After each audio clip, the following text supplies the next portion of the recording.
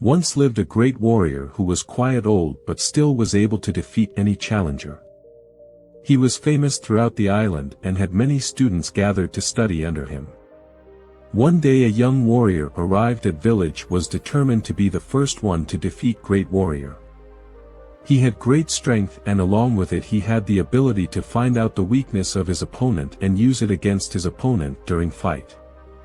In every fight he would wait for his opponent to make the first move so that he can understand his weakness and then would strike with great speed and force.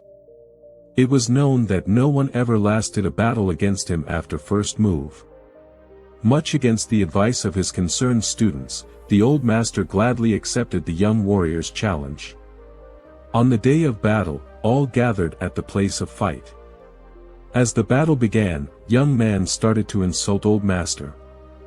He threw dust at him and spit in his face, but the old master stood motionless for hours. Young man verbally assaulted him with every kind of insult known, still old man stood calmly in front of him. Finally young warrior was exhausted and he knew he was defeated and left place in shame. Students were disappointed that their master didn't fight young warrior even after hearing such insults from him. So they gathered around master and asked him, how you were able to endure such indignity and what was the reason that drove the young warrior away. Old master gave a very beautiful reply. He said, if someone comes to give you a gift and you do not receive it, then to whom does it belong? So, the story is all about staying cool and not letting mean words or actions from others upset you.